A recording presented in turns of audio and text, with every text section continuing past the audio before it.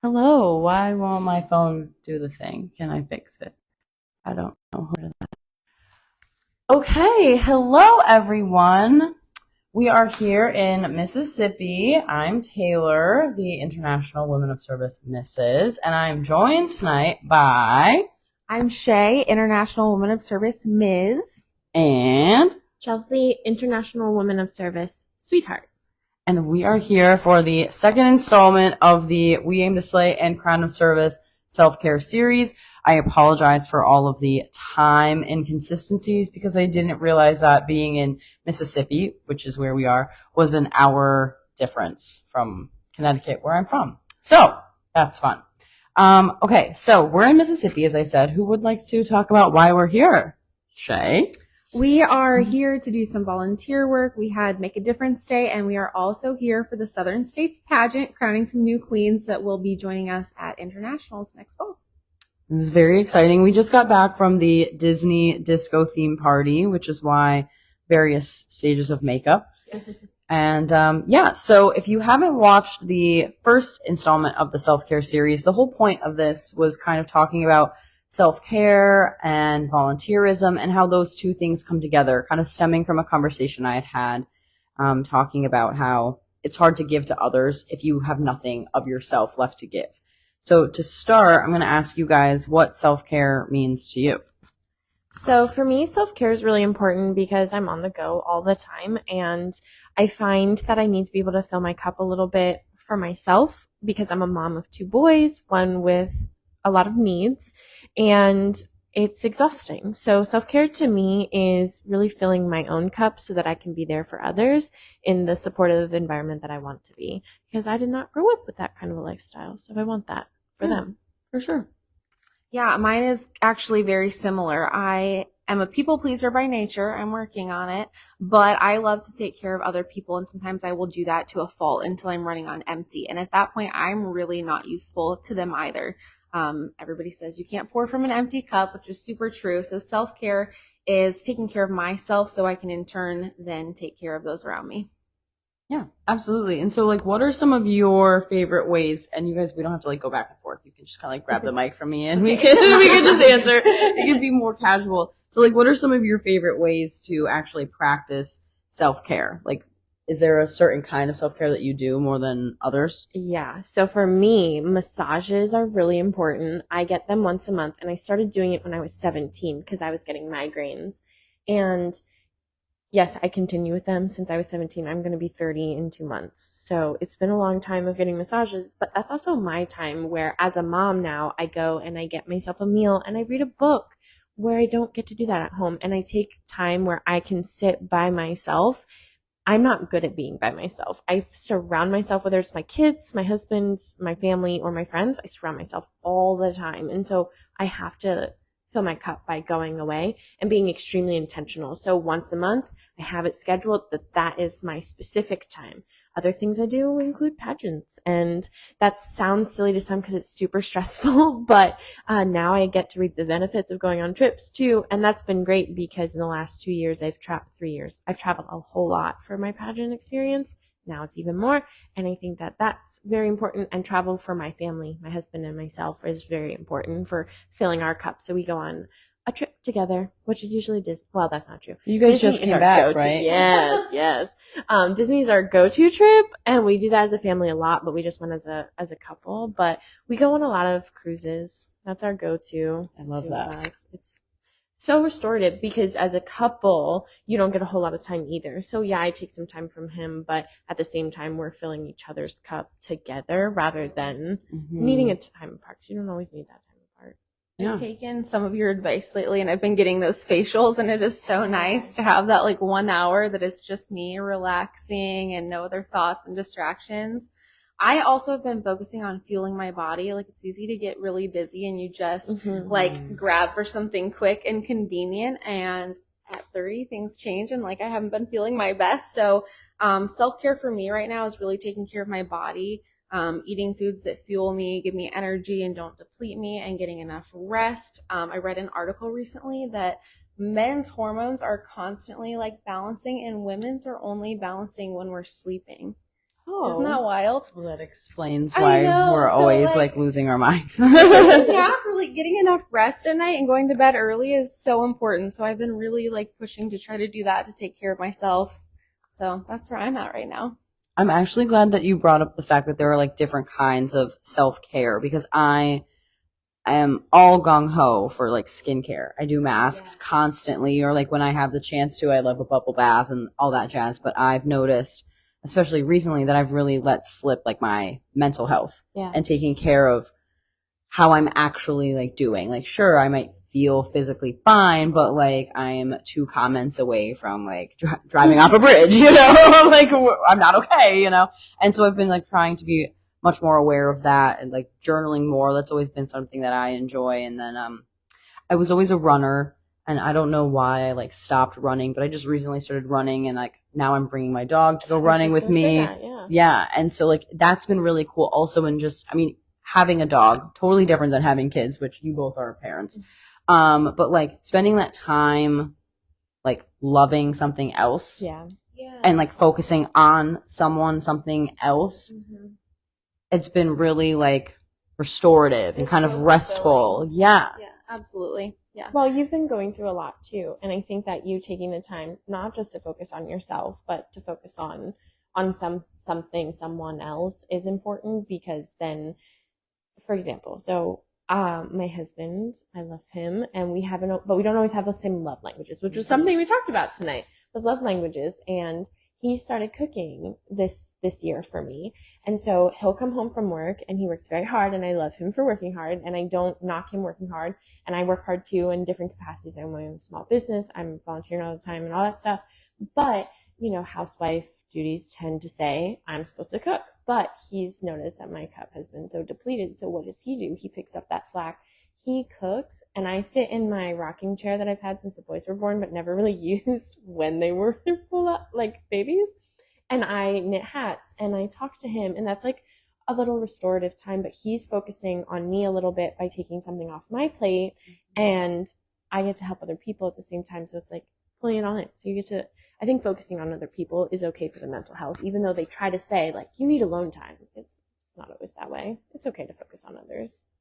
I love that we're talking about this, because I think there can be such a stigma around if it's selfish, you know, to like, I sometimes need to say no as a people pleaser, because I don't ever want to let anybody down. So it's like, yes, yes, yes. And then I'm so depleted, like I can't even do a good job at the things I've committed to. And it's not selfish to say no if you can be better, not just for yourself, but then in turn for other people. Right.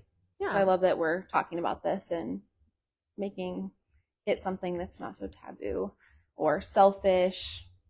I will put out absolutely. Therapy teaches you those things, and that's an important Boundaries. thing. Yes, because that's something else that I do. I go to therapy at least once a month. I try to go for more, but she says it's somehow healthy. She's like, you're so healthy and you're so great, and I'm like, no, I'm a little crazy inside. It's okay. We need to work through these problems, but therapy, like those are really important skills that have to be learned. They're just not like this. It's a practice. Sorry, I'm talking a lot. No, you're totally good. And I think I'm glad that you brought up therapy, because I feel like therapy is really stigmatized, that only like a quote certain kind of people go to therapy. But I also feel like there's that sort of less talked about aspect where you don't seek out therapy until you like desperately need it. Yes. I like to go to therapy, and I am not in a crisis right now, but I want to be able to like have those coping skills in advance, because you never know what's coming up or occurring. And I want to know, one, how to be in the best spot I can now and be my best self, but like, how am I going to cope when something does come up? Because something's coming. Like, life is not perfect. We all go through trials. And so at some point something is coming up, and I want to have the skill set to manage that without becoming so overwhelmed and spiraling. Yeah. But on the flip side, you know, like there are, even if you have the coping mechanisms, like there are times when life just gets out of your control, and that's okay. Like I think there's such a weird energy or thought process behind like asking for help. And I know I'm guilty of it. Like I have horrible control issues. I want to be in charge of every little thing that's happening. Like if there's a schedule, it's set in stone. And like, I can't be in control of those things. Like even today, right? I unintentionally caused like a little bit of drama because there was a small deviation in the schedule, and me being the rigid weirdo that I am, I chose to stick with what the original schedule was, and I didn't go on that other like volunteer service project. I did the blankets with the contestants today.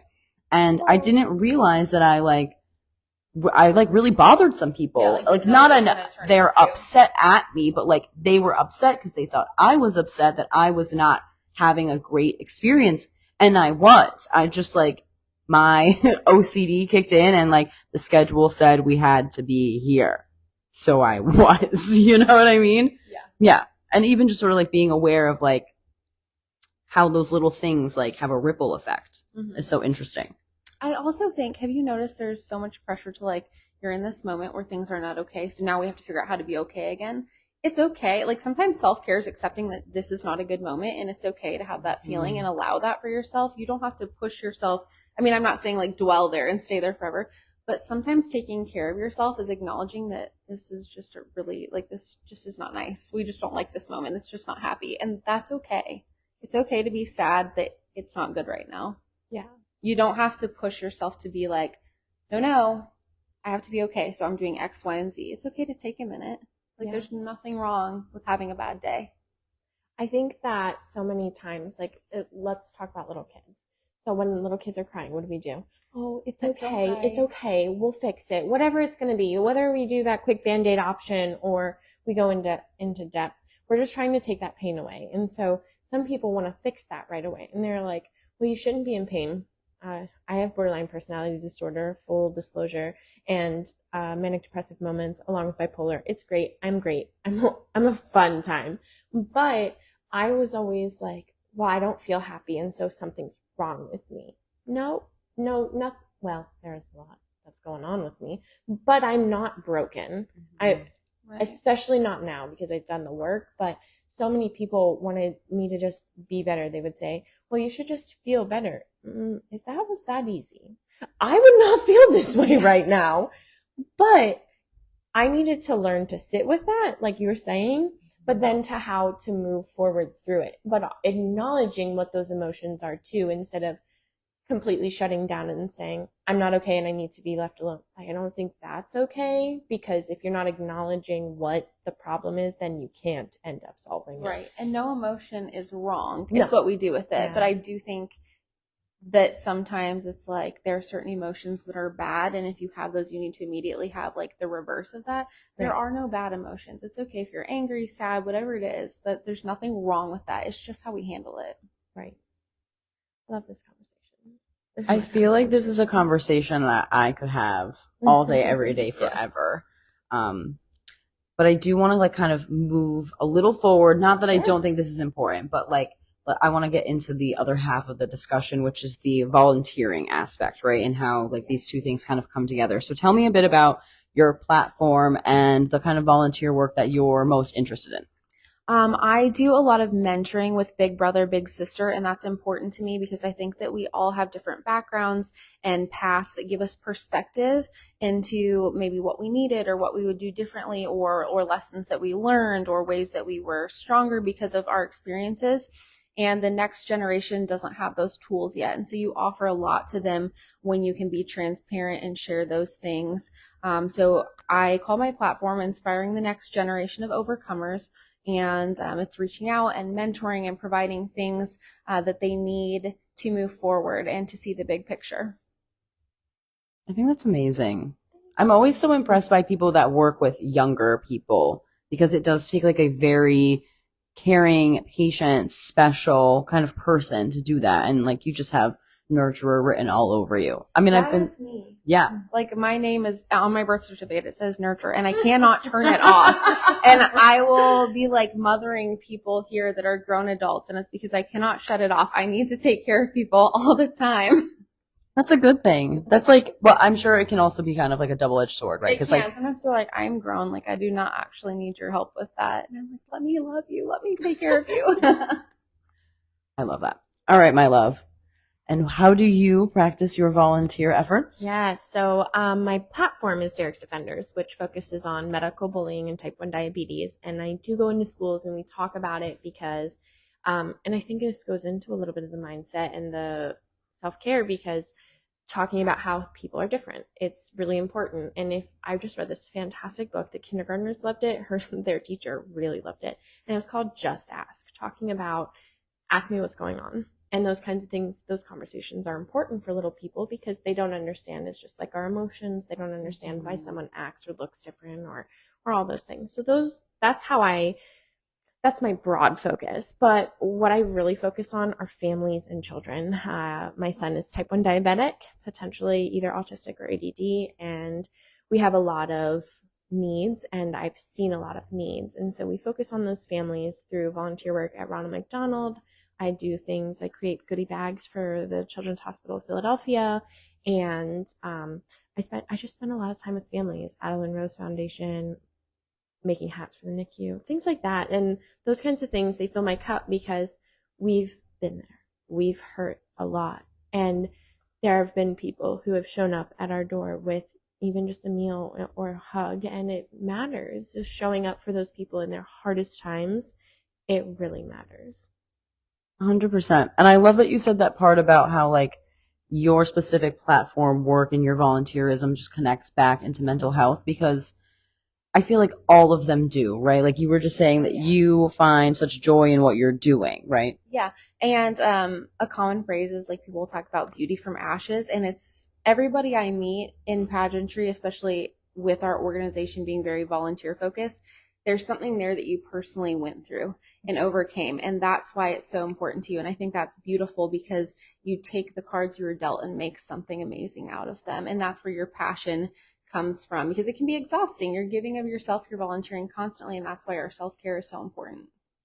I think through the past 2.5 years that I've really been active in pageantry, though, I have found myself so much because it taught me how much volunteer work can really fill your cup too. Absolutely. Because there was a huge part of me that was missing, and part of me was still a little broken, but coming into pageantry and finding a way to lift my backbone a little bit, but also lift my arms for others. It was so empowering, and I have felt very confident in that and helping other people find that, because so many people I know are like, you volunteer how much? Yeah, okay, I could never do that. Well, I bet you do, and you just don't know it. And then they think about it. Even volunteering and coaching your kid's soccer team, that is a volunteer activity. Do you know how many hours that takes? It takes a lot of effort. And that fills a lot of cups in ways that you just don't recognize all the time. Absolutely. And I feel like there's, I don't want to say a stigma around volunteering, but there's definitely this like mindset that being a volunteer or somebody who does a lot of volunteering takes up a ton of your time, and it becomes like your lifestyle in a way that can be almost inconvenient. And like you're saying, like that's just not true. You just have to find the right activity for you. Like I always try to tell people, you know, like when you do your spring clean out and you're going through your closet and there are things you either don't fit or you just don't like them anymore, like instead of trying to sell them maybe or just giving them away, and I always give things to my sisters, right? Sometimes I take things to homeless shelters, you know, and those people need those things. And I did something good for a bunch of other people while doing something that was also good for me. And it wasn't inconvenient. I needed to do that cleaning anyway. Now I just have done like a good thing with it in the end. Or even like my personal platform, I do a lot of like environmental conservation, which doesn't seem like it would have a big impact, but being a beginner surfer myself and just going to different beaches and noticing like how disgustingly filthy everything is around me, it became important to me to want to make that difference. One, so that the seas are clean if I want to go surfing, but two, like, so people can just go and have a good time. And like, I like to bring my dog. And the craziest thing is every time I go to a beach cleanup, specifically with the Surfrider Foundation, the people who are just visiting the beach stop us and they thank us for taking the time. Yeah. It's just like 2 hours here and there, but that means something to people. Yep. Yeah. That's awesome. A lot of my time is spent at the Ronald McDonald House, which for us is an hour drive, but we spend so much time with those families. And faith is very important to me. I know it's important to you. I don't know how important it is to you, and I'm sorry that we haven't had that conversation, but it is important to some of us. And so we get to pray with those kinds of people. And but what do they do? Every time it's like, oh, that smells so great. Thank you so much for taking so much of your time. And it's like, You're welcome. What do you say? You don't always know what to say, but you do these things because it means a lot to you. One of the longest tasks I've done, though, is making blankets and hats. It takes me an hour to complete a hat and about an hour and a half to make a blanket. And I'm doing this at home. Mm-hmm. That's how easy community service can be. You can do it at home without ever leaving your family. Yes, it doesn't always have to be some like big grand activity. Something as little as like volunteering your time, because we're all busy, right? Yeah. But taking the time to stop and listen to somebody who needs to talk, that is volunteering your time. You could have done other things with your time, but you told them, like, I value you enough. I'm going to give you this chunk of my time. Yeah. So, it can be something as simple as that. And it's even on a smaller scale. It can be as simple as holding the door open for someone, mm-hmm. or like, flagging down the waiter at the restaurant because someone at the table was like too nervous to do it themselves. Like the smallest little things, leaving a positive impact somewhere else, like that counts, that matters. And it makes you feel good. And sometimes, like, do you guys ever find that like volunteering will be the thing that refills your cup? Yes. Yeah. And it becomes a way of life. Mm-hmm. The more often you do it, that becomes a way of life. And it is fulfilling. It really is. I love seeing the people when we're doing it, whatever the case may be. Coaching my kids' soccer team, we had so many parents walking up to us and be like, oh my gosh, thank you, I couldn't do this. And it's like, it's cool, I got this. But they're going to be the parents that show up to school. I still show up to school too, but my husband couldn't do that, but he can show up at the soccer field, and that's just, you we do have the what you can. Yeah, mm-hmm. Yeah. And if you don't know where to look, I think it's important to know where to look. So mm-hmm. I just want to highlight United Way is something that I got involved with because I was looking for volunteer opportunities to get more out there, and United Way had so many options, and it got me connected with this nonprofit that's pretty new, and I was really excited. So they have all these volunteer opportunities, but it is also listed by your specialty. So if you're a finance person, you can volunteer your finance skills. You don't have to go outside and build a house for somebody. You can do finance for a nonprofit, and just getting your foot in that door could be helpful too. Similarly, Habitat for Humanity does the same setup where if you go through their website, you can pick your region and then you can be like, okay, I have carpentry skills. So maybe when they go out and actually build a house, then you're the perfect volunteer. But I am not a carpenter, right? So my chapter of Habitat for Humanity does a lot of work with this organization called Anne's Place, which is a cancer research and support center. So I do a lot of holiday gift wrapping when it comes, time for that, right? And I've actually learned how to wrap a present. Shout out to my grandmother for being super helpful with that. But also you're helping facilitate little pieces of joy in one of the hardest times of year. And we're coming up on that time of year. I try to do as much volunteering in the winter as I can. Not that I don't in the summer, but it's hard to go to the beach when there's snow. That is another form of self-care, how our volunteering ties into that. A lot of people do get the seasonal depression depending on where you live. And sometimes getting out and doing something for somebody else does take your mind off that. And so you can really tie those two things in together. And it also helps to put things into perspective, right? Yes. Sometimes you'll be going through something and it'll feel like the sky is falling. And you take those few minutes to help someone else who has not that anyone's struggle is somehow diminished in comparison, but everyone's struggle is their own, right? And it just kind of helps remind you that you know what, things could be a lot worse. They could be better, but they could be a lot worse, and they'll get better again. They'll probably also it ebbs and flows. It'll get worse, but it'll also get great again. And that's why I enjoy pageantry and specifically our system, because we have been so real with each other in the short amount of time that we've all known each other, and been able to really connect. And the three of us have a group text, and we will send these, randomly just be oh my God, I need you guys to hear this, and I need you guys to weigh in. What do I say? What do I do? How do I handle this? And that's another form of self-care. It's just having people to help share and shoulder the burden sometimes. And you know what I love about our group chat is that somebody may ask an opinion on something and we can all have a different one. but we all know where it's coming from, and we Mhm. respect that. Nobody's upset that somebody else had a different viewpoint, and it's helpful to look from everybody's perspective. So Right. I just want to say I love that about our chat. I love you guys. I love you. It's been interesting. We only have like 3 years apart, right? How you're 30, I'm 31. 31, and you're 29. So 29. there's only like 3 real years, 2-ish, 3-ish, because I don't know when you turn exactly. Wait, you just turned 31. I just turned there's 31. There's only 2 years because You guys, we could have all been in high school together. How freaking awesome would that have been? That would have been really no, fun. I like me. Although better as I an think adult. that high Please school don't- me yeah. like Yeah, had let's some not- work to do. So like maybe Yeah. it's better now. High school me was I don't horrible. know if I would be friends with her. Okay, but maybe like college age. Yes. Okay. Yeah, I started to get like kind of normal in college. Yes. I mean, the 30s are really wonderful. I can't wait for you guys to get there. Like, there's so I'm much kinda that you scared, just dude. stop like caring my about, first and you gray just hair. kind of value the Good. priorities.